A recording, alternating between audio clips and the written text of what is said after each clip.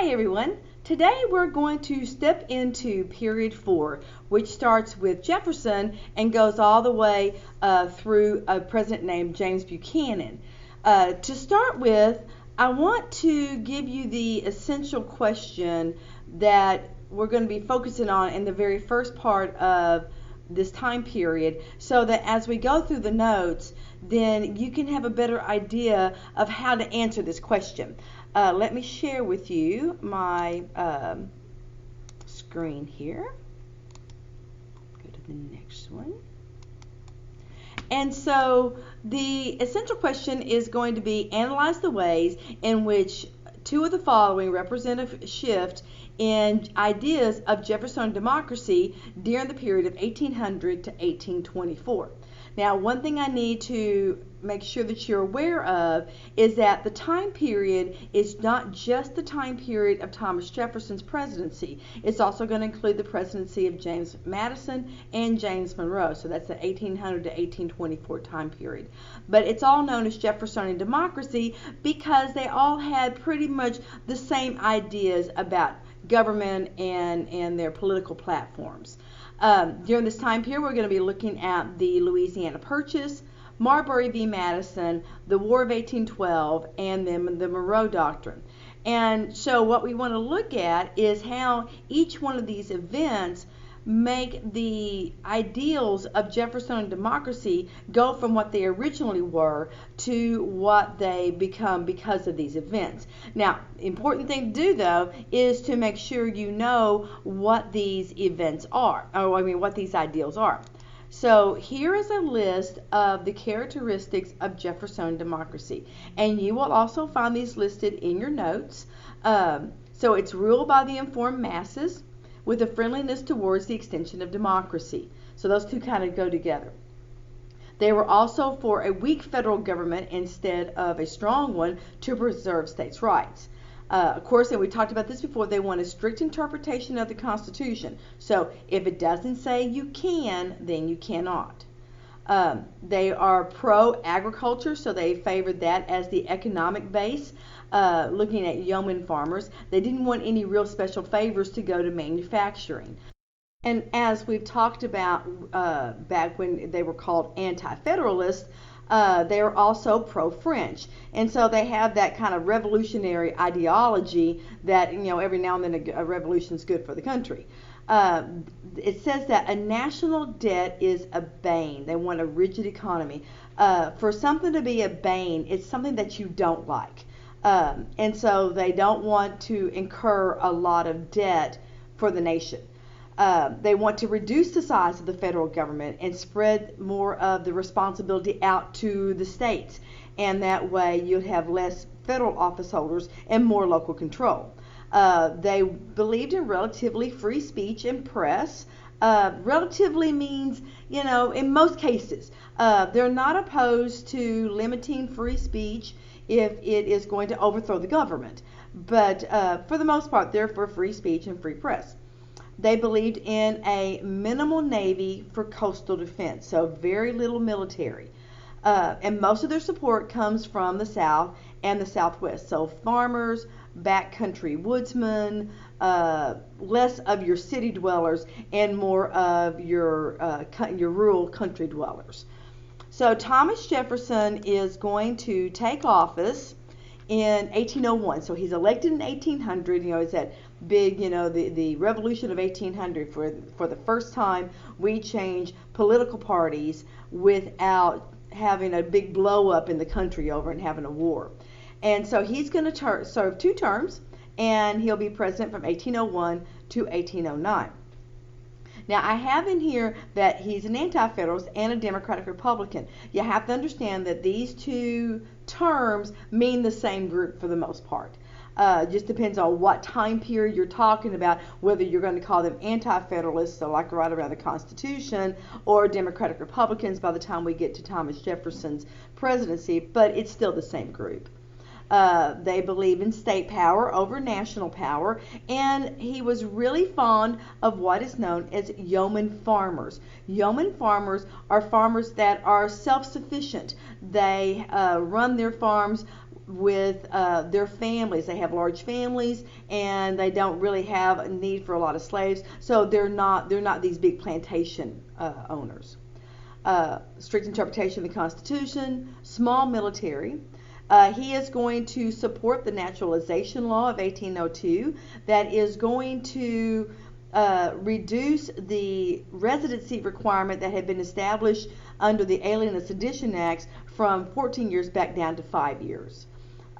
He's going to repeal the excise tax on whiskey, and he's going to repeal the Sedition Act. So if you recall, those are the two big things he was against during John Adams' presidency and why he wrote the Kentucky and Virginia resolutions. And so he's going to get rid of both of those.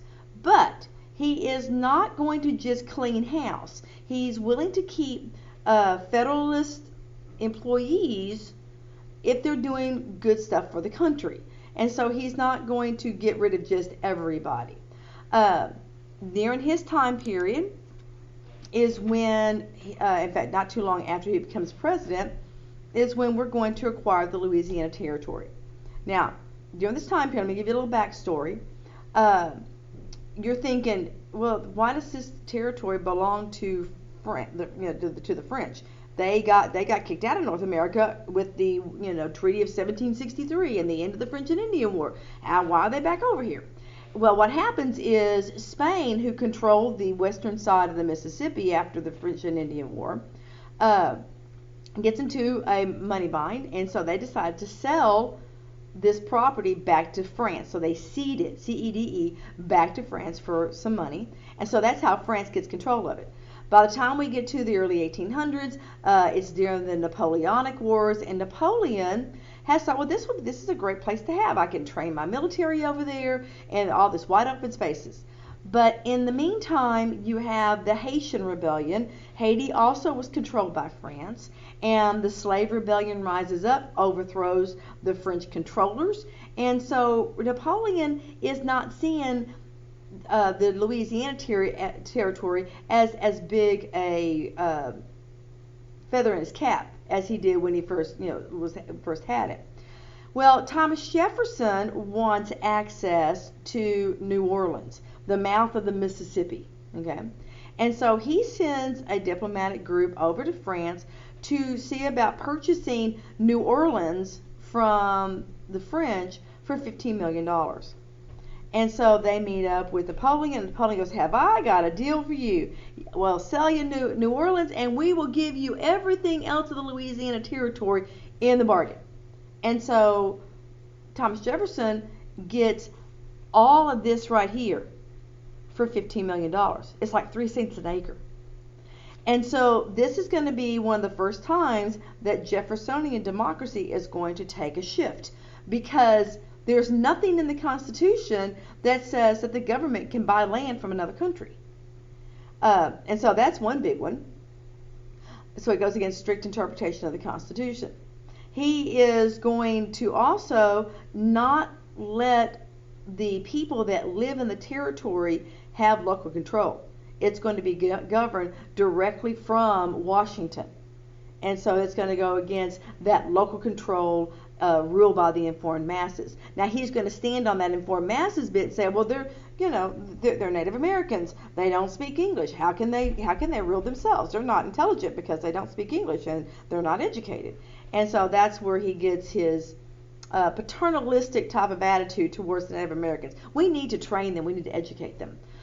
He will send Lewis and Clark out there to investigate what he's bought. And so this red line in here, this is the expedition of Lewis and Clark.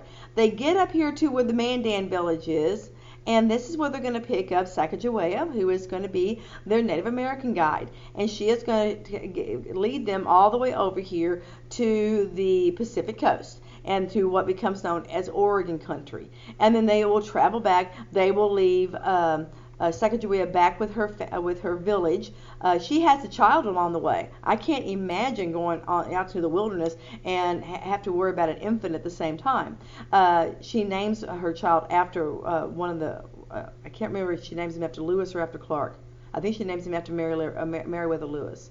But they bring back all this information about what the territory looks like, what the animals are out there, and the fauna and foliage, kind of growth and stuff is out there, and describe the territory as being so beautiful.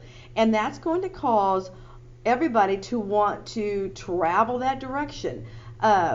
And so it becomes the Oregon Trail, and they'll follow a lot of the same route as they continue to go westward. So that's one of the first areas where the ideals of Jeffersonian democracy are going to change. Another area where Jefferson is going to show that he can be bipartisan, that he can see both sides, is he is going to support John Marshall. John Marshall was a Federalist judge. He was the second Chief Justice of the Supreme Court. But he will shape the court more than any other Chief Justice.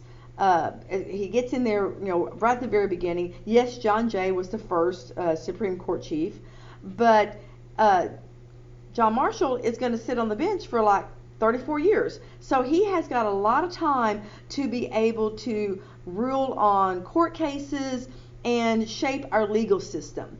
One of the first things that's going to come up is going to be the Marbury v. Madison case. Anytime you see two names, or whether it's United States versus or two individuals' names, it's a court case. And so it's based off of the Judiciary Act of 1801. If you'll recall, John Adams, at the end of his presidency, because of this Judiciary Act, is going to appoint a whole lot of Federalists to the judicial benches across the country. And they're known as the Midnight Judges.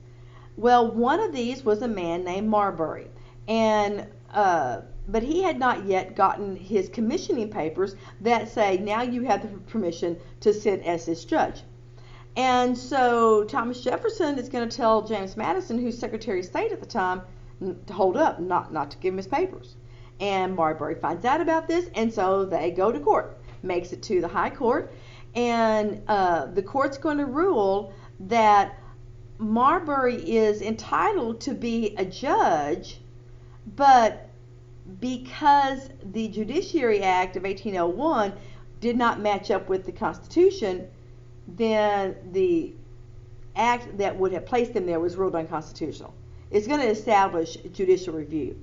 So anytime that you see Marbury v. Madison in the question, look for judicial review in the answer, and vice versa. You see judicial review in the question, look for Marbury v. Madison in the answers, because the two are so closely aligned. And basically, judicial review is where the Supreme Court has the ability to review legislation passed by Congress and signed off by the President to make sure that it meets up with the Constitution. And if it does not, they can overturn it based on it being unconstitutional.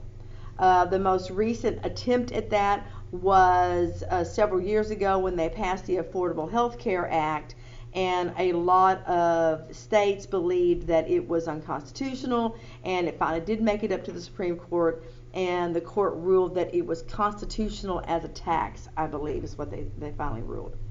So it's important to remember who John Marshall is. He will come back here later on, and we'll talk about him in more places than just this one.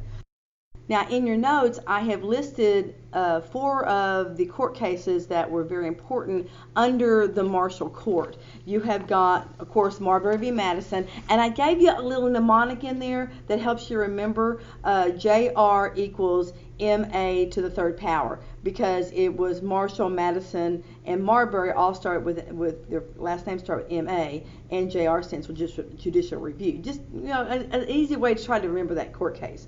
McCulloch v. Maryland is one where they use implied powers, and Maryland could not tax the bank. With the Gibbons v. Ogden, they're going to establish national control of interstate commerce. And then with the Fletcher v. Peck case, This one, it has to do with property rights. It's also going to apply judicial review to the states. This one will hook up later on when we get into the Jackson administration with the Worcester v. Georgia case and the idea of property rights and that some other people can't just come in and scarf up your property. But those are the four main cases during the Marshall Court early on. Now, also during Jefferson's presidency, you have got the conflict over on the Barbary Coast. Now, I'm going to scoot my screen over if it'll let me. And hopefully you can see where this map is. It's also in your notes, though. The Barbary Coast is the states along the northern edge of Africa that sit right there on the Mediterranean Sea. And Mediterranean Sea has always been a high traffic area for trade going back and forth. And so you've got these pirates right here in Tripoli that are stopping ships on the Mediterranean Sea and demanding a tribute. Now, tribute is a toll, basically.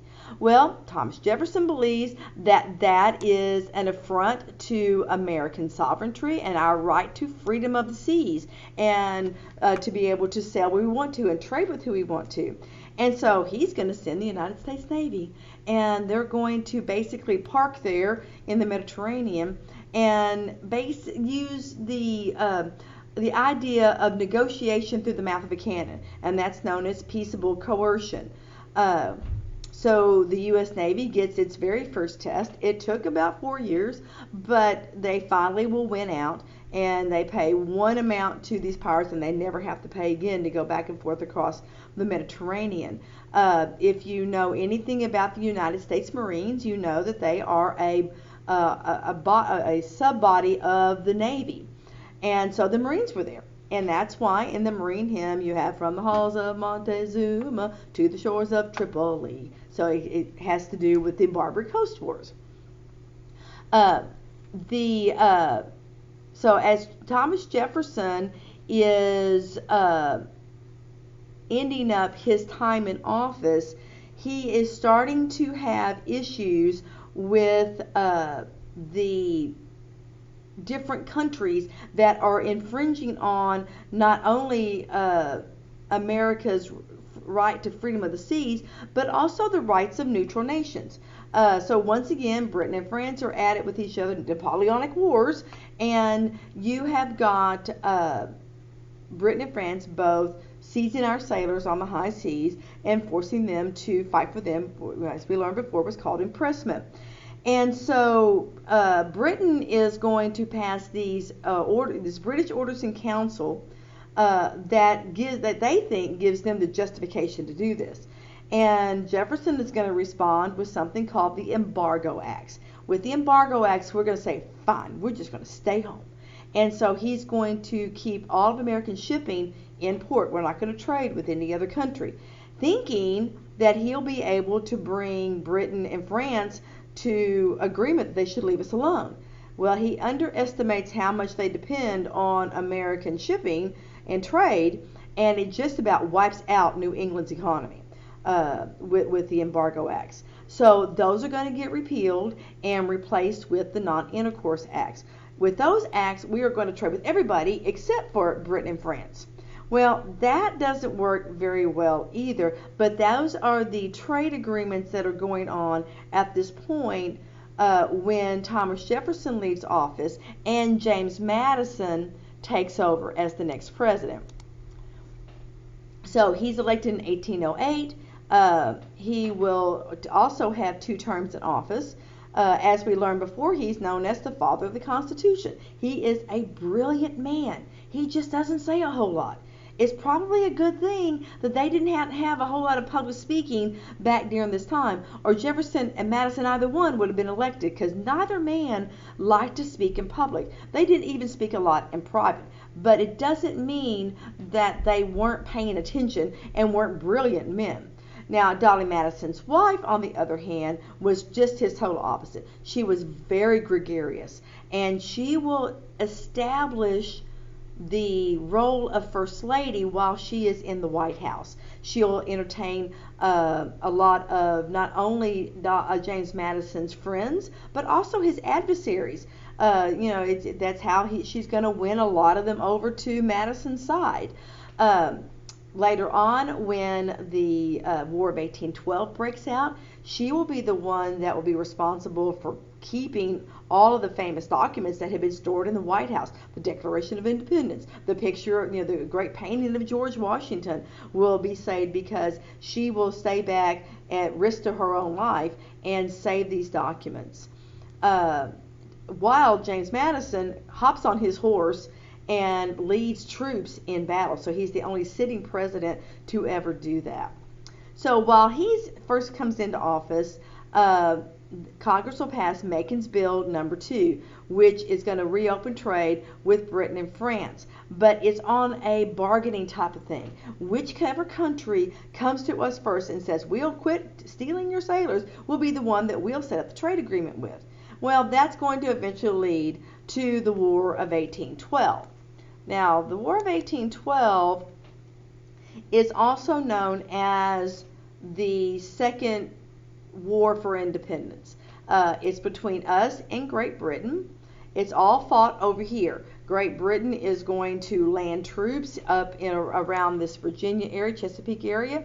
They are going to march troops up this peninsula here, and they're going to set fire to the White House. They're going to burn it to the ground. They are also, though, going to encounter what today researchers believe might have been a hurricane, but this really bad weather that's going to blow them backwards, which is good for us, gives us a breathing space. And maybe why we won the Battle of Fort McHenry. Fort McHenry is right here in Baltimore, right here where my star is, and it was a major fort. And the commander of the fort knew that this bombardment that they were receiving from the British Navy was going to take everything they had to withstand. He sends out word to have the seamstresses in the area to put together the biggest flag of the United States that they could put together. And as this battle is waging on, there is a man named Francis Scott Key who is sitting on a British ship trying to negotiate the release of a friend of his that the British captured. And so he's stuck there overnight during this whole bombardment of Fort McHenry and gets to see all of it from his port window on the ship. And the outlook for the Americans is not real good when Francis Scott Key goes to bed that night. But when he wakes up the next morning, he sees that huge flag that's unfurled over the top of the fort, and he knows the Americans have won this battle. And that's why he writes the words to the poem, The Star-Spangled Banner. And for the longest, it's a poem. Later on, it gets put to the tune of a British drinking song, and that's how we get the tune to it. And then in, I think it's the 1930s, it becomes the national anthem. So that's the backstory on how we get the Star-Spangled Banner. So that's one important part of the War of 1812. Another one has to do with the Battle of Tippecanoe. Tippecanoe is over on this side. Remember how I told you how we'd had trouble getting the British off of our western side? Well, the Battle of Tippecanoe has a general in charge of American troops named William Henry Harrison. And because the Americans win this battle, he becomes famous as the winner of the Battle of Tippecanoe. Many years later, he's going to run for president, and his running mate is going to be a man named John Tyler. And so the campaign slogan is going to be Tippecanoe and Tyler too. And so that's why I threw that in there. Now, you also have got the Treaty of Ghent that's going to be signed in December of 1814, early December of 1814. Now, Ghent is a city in Belgium, so keep in mind where that is. And so it's signed early on, but right before that happened, the Federalists, who don't like this war at all because it's with the British, and the Federalists are pro-British, and their thing is going to tear up all their trade, they go up here to Hartford, Connecticut, right up here, to have this convention. And their proposal is to break New England off from the rest of the country, secede, because they don't want their trade to be messed up. Well, about the time that the word gets out about the Hartford Convention, news comes out about the signing of the Treaty of Ghent, and so the Federalists are looked at as traitors. And this will be the end of the Federalists. So that they will run somebody in the next election, but you won't hear anything from them after the next election because of the Hartford Convention. But another thing that happens in this later half of December is the Battle of New Orleans. And it is the glorious victory of the Americans during this war that always gave us the idea that we won the War of 1812, when in reality it was just a draw. No win, no loss. Nobody lost anything as far as land. Nobody gained anything as far as land. But we get this prestige of winning this battle. Andrew Jackson, who will later become a president, is a colonel in the United States Army, and he sees the British coming up this little foot of Louisiana, headed toward New Orleans. And so he is going to round up all of his military, Indians, mercenaries, pirates, anybody he could get together, and they face off with the British. And Andrew Jackson, I mean, he was tough as nails. He did not take stuff off of anybody. And so he leads his guys in battle, and they do a number on the British and send them running. If you ever get a chance, look up the song "The Battle of New Orleans" by, I think, Johnny Horton. And it is a popular song back when I was a kid about the Battle of New Orleans and this famous battle. It ends like right after January of 1815. And so this happens after the treaty. But if you recall, I said the treaty was signed in Belgium. The travel time across the ocean all the way over to here was months. And so they did not know the war had ended. And so that's why the Battle of New Orleans happened after the treaty was signed. The other thing about the Battle of New Orleans is it's going to spark nationalism and patriotism in all of the United States that had not existed before. We had been North Carolinians and Virginians and New Yorkers. We had not ever really looked at ourselves as a cohesive American identity. And so it's going to be the establishment of an American identity with the winning of the Battle of New Orleans. While James Madison was in office, another man is going to come to the forefront that is going to be with us for quite some time. His name is Henry Clay. I'm going to change slides here. There you go. Henry Clay was known as the Great Compromiser. He is going to be the author of several compromises throughout his time in public service. He is a statesman. He is an orator. He will serve in both houses of Congress, so he'll be a senator as well as a member of the House of Representatives. And so he's going to swing a lot of influence. He's going to run for president 4 times and never get elected. Bless his heart, he's always going to be a bridesmaid and never a bride. But it doesn't mean that he doesn't have some great ideas. I want to go back though and make sure you know what an orator is, because that's not a term that we use often anymore. An orator is someone who speaks really, really well. That can be a good thing. It can be a bad thing. But for Henry Clay, it was a good thing. And he is going to propose and push through something called the American system. The American system was a way to build a market economy, okay? And it had 3 parts to it. He wanted a strong banking system, so he was for the national bank, okay? He also wanted protective tariffs. A protective tariff is a tariff that is imposed on foreign imports to protect American industry. He also wanted a strong infrastructure.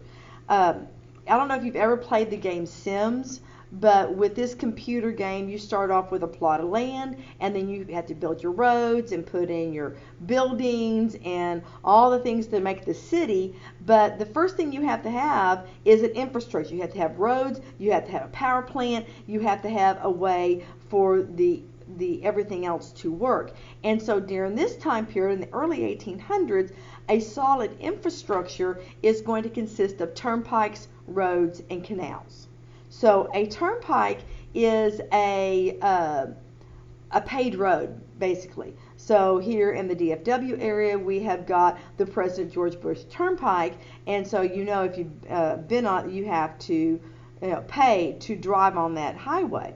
Now, when I was a kid, it was a little different. We didn't have toll tag stickers, and the highway, the interstate between Dallas and Fort Worth, Interstate 30, was the DFW Turnpike. And I don't know if you know or have noticed that that particular stretch doesn't have as many exits because they limited the exits and the access so that you could stop and pay a toll. But you had to stop and put money into the basket. You had to get really good at throwing quarters into the basket. Now, of course, the toll tag is a wonderful thing. But a turnpike, because you pay for it, it gives you a better, faster road. And so this was going to take something like the Great Wagon Road of the Revolution and turn it into a road that's going to be smooth and you can get more than a cart and a horse down it. The first couple are going to be the Cumberland Road and the National Road. And so these are ways to get trade and goods from the interior of the country to the ports where you can export them for money. Now, a canal is another way to do that. A canal, let me see if I can find, I'm going to go back up here to this map. And right here is Lake Erie. And right here is Lake Ontario. And in between the two is something called Niagara Falls.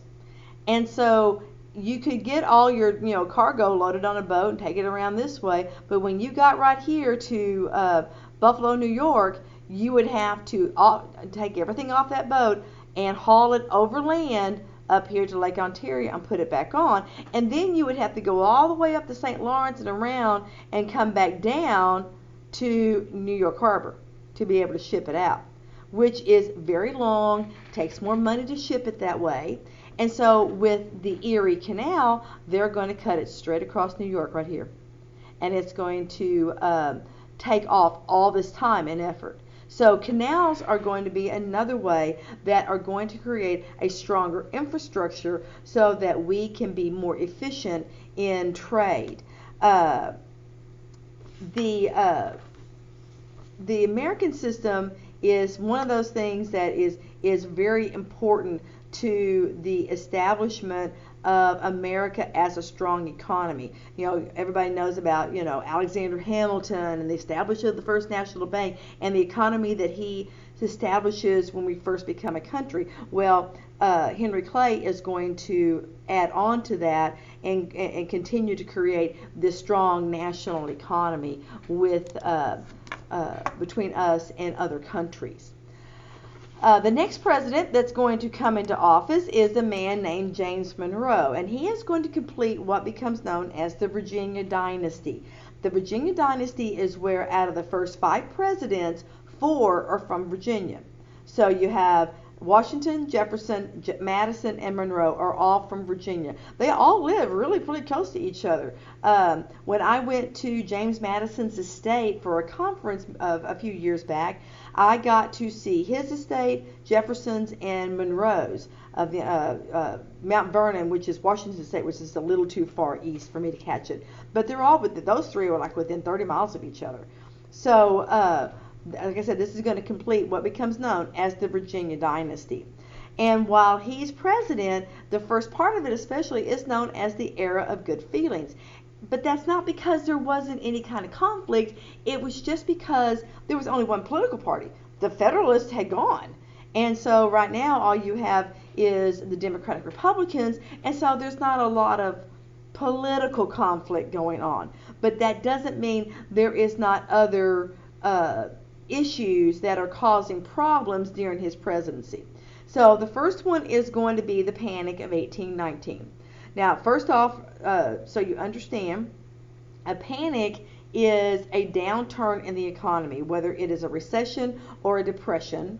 they're going to be called panics. And they're going to be called panics all the way up until we get to 1929 and the Great Depression that happens in the 1930s. So just keep in mind that a panic is a downturn in the economy, whether it's a little one, which is that's a recession, or it is a ginormous one, which is a depression.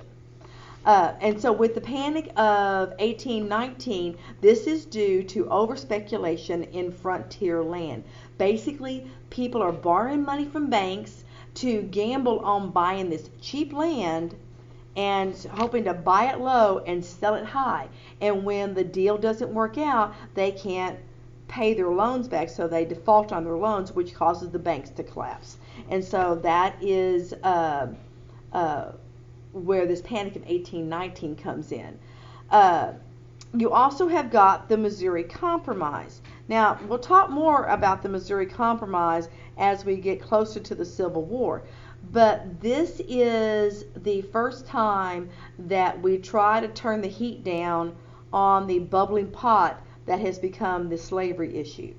So, Missouri has met the qualifications for statehood. And so they've applied to become a state, but they are a slave state. And that's going to throw off the number of states that are slave to the number of states that are free in Congress. You're going to have one more slave state than you will free states. And everybody's worried about this offset in power. And so Henry Clay is going to charge them and say, I got it, I can fix this. And so what we're going to do is, Massachusetts, you'll be so kind as to give us part of your state, and we'll create the state of Maine. And Maine will come in as a free state, and Missouri will come in as a slave state, and that will maintain the balance of power. Okay, so here we have right here on this map, you've got Missouri right here, and you have got Maine way up here. And so that's going to give you an equal number of slave states and free states, and they're going to be coming in pairs that way for many, many years. Okay, and they're also going to outlaw slavery in the Louisiana territory above this line right here. That's the 3630 parallel. Now we can't take it all the way over this way because we don't own this yet. So we're only going to outlaw it up here. Okay, and that's going to simmer that back down. Think about if your mom has got a Instapot, and when that Instapot or that pressure cooker starts to get too hot or hot enough, it will start steaming, and you have to go over there and open it and knock off the pressure so that it doesn't blow the top of it off. Well, that's what this Missouri Compromise is going to do. And they're going over the next 40 years are going to manage to keep turning the heat down on this slavery issue until they finally don't, and then it blows the top off. So there is your Missouri Compromise. And then the next thing that's going to happen is the Adams-Onis Treaty. Monroe's Secretary of State during this time is John Quincy Adams. He is the son of John Adams, and he is phenomenal at foreign relations. When he was a teenager, young teenager, I think about 14, he got to travel with his father to France during the Revolutionary War. And during the war, they decided to send John Adams to Holland to negotiate money loans from the Dutch. And so he's going to send John Quincy with the American ambassador to Russia. And so John Quincy is going to get to learn from a very young age diplomatic relations, learn how to speak other languages, and so it makes him very, very good. So he is going to be the one that's going to negotiate this treaty with Spain that's going to give us Florida. Okay, so it's called the Adams-Onis Treaty. And so we get Florida. This is in 1819. So this area over here, we don't even have anybody living in there yet. So we're going to give up claim to Texas. You know, so it's all going to belong to what later becomes Mexico. Right now it is Spain, but later Mexico will win its independence from Spain and it'll become Mexico. And so that's how we get, Florida, and that's going to complete this part of the United States in 1819. And then you also have got the Monroe Doctrine. Now, the Monroe Doctrine has to do with the Western Hemisphere. So all this area, North and South America, this is known as the Western Hemisphere. Now, the next thing to know about this is that this is not a treaty. It is not a written document except for some speech notes. It was a speech that John Quincy Adams writes for James Monroe to make to Congress. And in this speech to Congress, he basically warns Europe to stay home. There's no need for you guys to come over here and interfere. There is no need for you guys to come over here and cause any kind of colonization. Everything's done over here. You guys stay home. And by doing this, he basically told Europe to shut up and sit down, and they honored it. It was their choice to honor. They didn't have to. And so the Monroe Doctrine is a statement, kind of like, have you ever been, somewhere where the speaker is looking at somebody else talking, but you know they're talking to you? It was that kind of thing. Now, with this, I have now completed the four items on this list right here. So let me go back and kind of connect some dots for you. I've already done Louisiana Purchase.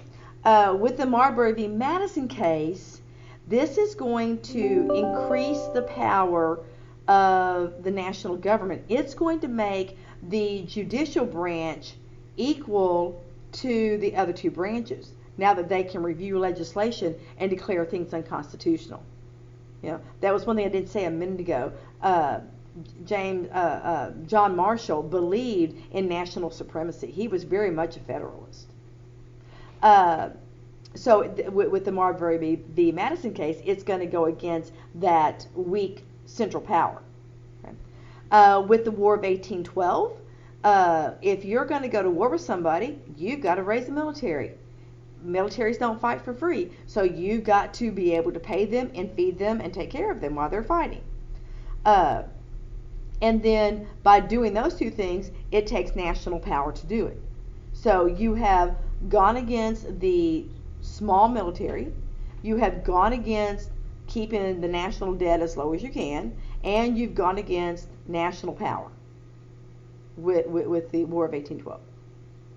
With the Monroe Doctrine, if you're going to say that kind of stuff, whether you're saying it directly or indirectly, you've got to be willing to be able to back up what you say. So had Europe not decided to honor this and come on over here, Monroe was going to have to be ready to send troops, pay those troops, increase national power, increase national debt to be able to back up his words. And so that's how those four events shift the ideals of Jeffersonian democracy. Now, does it permanently shift them all? I don't think so. I mean, there are lots of times that you will bend things to fit whatever your purpose is. I mean, look at Thomas Jefferson and the Louisiana Purchase. He really couldn't pass this deal up. It was too good to be true. Okay? And so, of course, in the War of 1812, that wasn't something that we particularly said, come on, let's fight, ready to box. But it happened, and so they had to be ready to do what it took to meet the issue as it stood at that time. Now, the last little bit I want to go into is some of the technology that is going to be important during this time period. So as I talked about a little bit ago, you have roads and canals, and so here's the road network. The Cumberland Road goes right here through this Cumberland Gap in the Appalachian Mountains. You've also got, I was talking about the Erie Canal. I try to give you some pictures of what a canal system looks like. It is a network of locks and dams that open and close so the water level can rise or lower to the level of the past the next gate.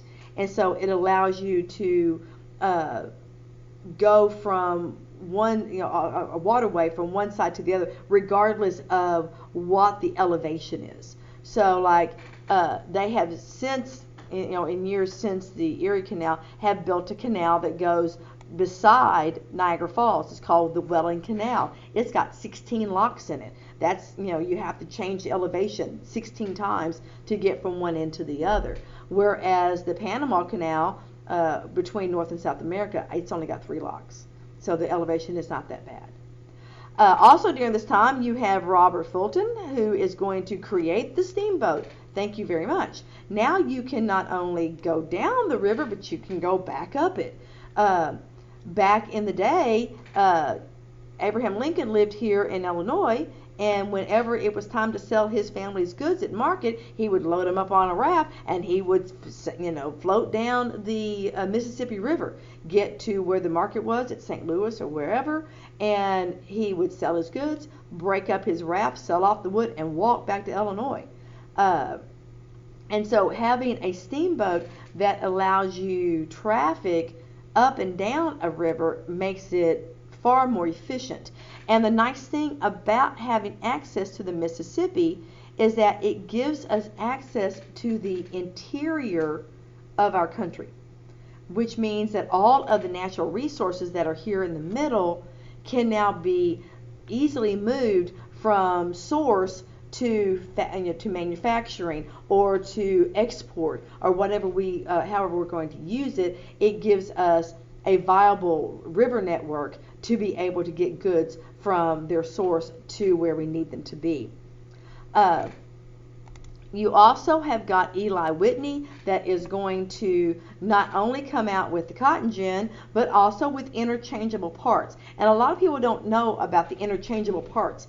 And I gave you this picture here because that was the first thing that he did. He made a firing mechanism that if it broke in this rifle, you could just switch out the firing mechanisms. That's why when Dad's car breaks down, he doesn't have to buy a whole new car. He can go over to the auto parts store and get whatever part broke and replace it. Of course, we all know about the cotton gin, and this is a small cotton gin. The advantage of having the cotton gin was that it made processing the cotton faster. Cotton seeds are very, very sticky and hard to get out of the inside of the cotton. You had to comb it with these combs, and it was tiresome, tedious, long-taking work. And so with the cotton gin, it made it much faster. I saw one at a plantation over in Louisiana a couple of years ago, and it was as big as my classroom. It was a massive operation, whereas this one I have in the picture here is just a tabletop type of system. So if you have the cotton gin, then you can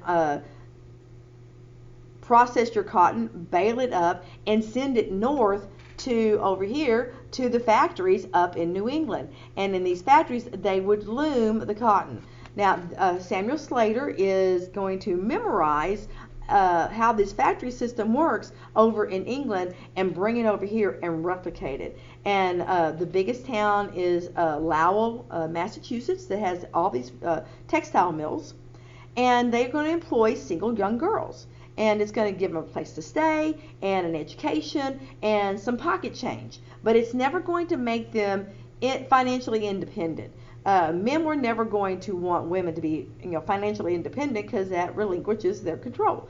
That doesn't happen until much later. And so, but this is, these cloth mills, textile mills, are going to make it to where now individual women don't have to spin their own cloth. They can go and buy bolts of cloth and then cut and sew from that point. And then you have, and I've given you the timetable on how they would work, at the Lowell Mills. Over here, this is a drawing of Cyrus McCormick's reaper. A reaper is a way to harvest crops in a faster method. My father, when he was a young boy, would work with his dad out in the fields, and I have a picture of him with this team of horses pulling a reaper that is about 3 times the size of the one in this diagram. And the team of horses, I think there were like 6 horses that were pulling this thresher through the field, reaping the crops. But it's going to make farming much faster, and as time goes by, it's also going to move us from a subsistence agricultural into a commercial agricultural base because of machinery. And then, of course, not too long after Cyrus McCormick's Reaper, then you've also got John Deere, who comes out with the steel plow, and that's going to be very advantageous, especially when we start settling the Great Plains. The way I always remember Cyrus McCormick and his Reaper is the name McCormick, and I think of the McCormick spices, the ones that they're at the store. If you can find ways to associate things with other stuff to help you remember it, it is just a way of helping you keep things keyed that you need to remember for whether it's tests or doing lectures or what have you. One more thing I want to go back to up here with the cotton gin before I get off this page. The cotton gin, because it processes the cotton faster, is going to cause the need for more slaves, not less. Because now you can plant more stuff, because now you can process it faster. It's not going to sit out there and rot. And so it's going to require more slaves instead of less. And this is when cotton is going to move into becoming known as King Cotton. It is going to become the #1 cash crop coming out, especially of the Deep South. The cotton belt is going to go from Georgia later on all the way into Texas. And then finally for this section, I want to talk about John Quincy Adams. He will become president he's elected in 1824. Now, you'll notice that I don't have a lot written around him. If you look in the notes, there's not a lot written right there, because most of his accomplishments had been achieved before he became president. When in the election of 1824, there is going to be a tie between him and Andrew Jackson and a couple of others, and it's going to be up to Henry Clay and the House of Representatives to break this tie. And Henry Clay does not like Andrew Jackson at all, and so he's going to throw all of his support and anybody that is with him towards John Quincy Adams, and that's how John Quincy Adams is going to become president. But it is also going to be where John Quincy Adams turns around and gives Henry Clay Secretary of State. And so all of Jackson's supporters are going to rise up and cry foul. It's going to be called the corrupt bargain, quid pro quo, and all of that. And so the corrupt bargain is going to haunt John Quincy Adams' presidency while he is there. But he supports the American system, and he believes that liberty is power. So those are some of the key points about John Quincy Adams. Now, the last thing I want to do in today's lecture is I want to talk about this next prompt. I'm going over these so that if they show up on a quiz or in a test, then you know how to address them in short answer questions. So this one is, to what extent did a belief in freedom of the seas and rights of neutral nations shape foreign policy between 1789 and 1815? And I want you to be able to describe 4 events and link them to their outcomes. All right. So, and they don't have to be directive, like the War of 1812, although that can be one of them. But for instance, you can use impressment. And be able to describe what impressment was. Why was it a problem? Did it inhibit freedom of the seas, or did it inhibit the rights of neutral nations? Did it do both? And then how was it addressed? Because I can tell you, impressment happens during Washington's presidency. It happens during Adams' presidency, and it happens during Jefferson's. And each one of them have a different response to it. Okay, but you've also got the Barbary Coast. You've got the War of 1812. So pick 4 different events, and you can go back into George Washington's time period. So 1789, it was when he was president. So you have Washington, Adams, Jefferson, and Madison that you can look at, and just pick 4 different things. Describe what they are. So, and you're looking at things that are conflicts with foreign countries. So don't pick the Louisiana Purchase. That was not a conflict. That was an agreement. That was a good thing. Okay. But pick 4 things where we're at loggerheads with Europe over something, and describe what they are, and then how did we address that in either foreign policy or actions. So did we send the Navy? Did we cut off trade? Did we go to war? What did we do in response to 4 of them?